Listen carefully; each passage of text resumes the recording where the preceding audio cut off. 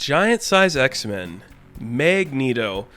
I read a lot of Marvel comics this week, and a lot of them let me down in big ways. I think there was two I actually liked. This was one of them. I thought this was a pretty decent book. I will say I think the artwork was my biggest problem with this book because Magneto just looked a little too young for me. I kind of like an older look at Magneto. Now, I'm not sure if that has to do with the Krakoan rejuvenation stuff that's potentially going on there. Either way, if that's the worst thing about this book is I think Magneto looks a little too young, that's fine. Like, I think that's good. This is a simple story, which is just absurd to me because Hickman loves his big bad stories. So it's Giant Size X-Men and the stories are smaller than the stories in the actual X-Men title. That's absurd and incredibly amazing at the same time. This entire issue focuses on one event. Magneto goes to this mysterious island and he is waiting for the owners to come visit him because he wants to buy the island. We meet one of the owners, or one of the guys that kind of co-owns it. It's this man, this older man in a beard. He's like, rugged fisherman type. And he puts in a message to the other owner to say, hey, we got somebody who's interested in the island. Would you like to come talk to him? So that's happening there. We cut back to a couple days before that, and we see it's Emma Frost who's trying to get Magneto to get this island because she wants it for a certain thing, and he's like, okay, yeah, sure, what the hell, I'll do it. You took me out to a nice dinner, you got one of the best chefs of all time and all mutantdom, so hell yeah, I'll go get you an island. Which island would you like? So he goes to get the island. He's waiting there a long time. I love just the shot of him holding up the firewood, so he's going to start a fire. That looks really cool. He's just such a laid-back man at this point that he's willing to, be a little patient with the person that's going to come talk to him. So I think that's really cool. I really like that the owner of the island, the person who has the island, is Namor. Let's get him into the X-Men titles. I would have liked to see that reveal in the story, but because we have like the classic Hickman X-Men stuff that has the white page with all the information on it, we knew Namor was going to be in the book. No problem there. It is what it is. I think it was all right. But now we have this conversation. Namor and Magneto are talking, like, why you want the island, what's going on here?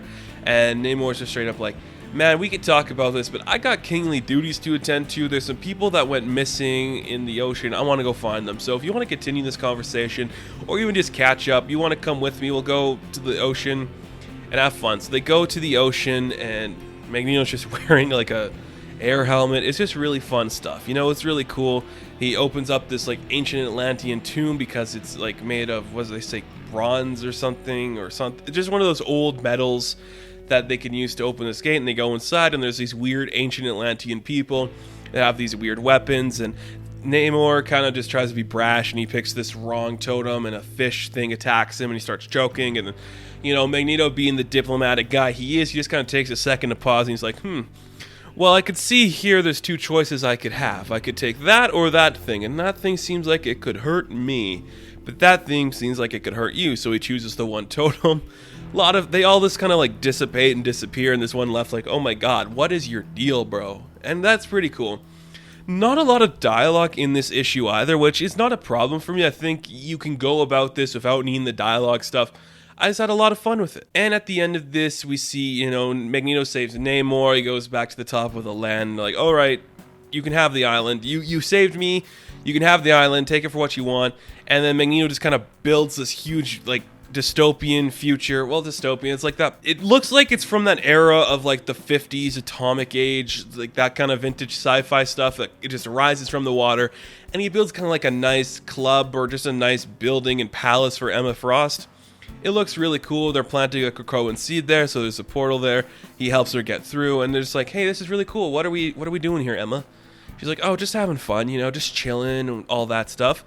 That was pretty cool. I did enjoy seeing that. This was a really just light book, which is something that I wasn't expecting from the Giant X-Men books, so it was really nice to see. This is like my favorite Dawn of X book in a while, actually, just because it was just so light.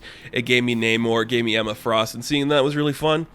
I'm excited for the next Giant Size X-Men because it's all about Phantom X, and that is a character I hold near and dear to my heart, so that could be really fun to see.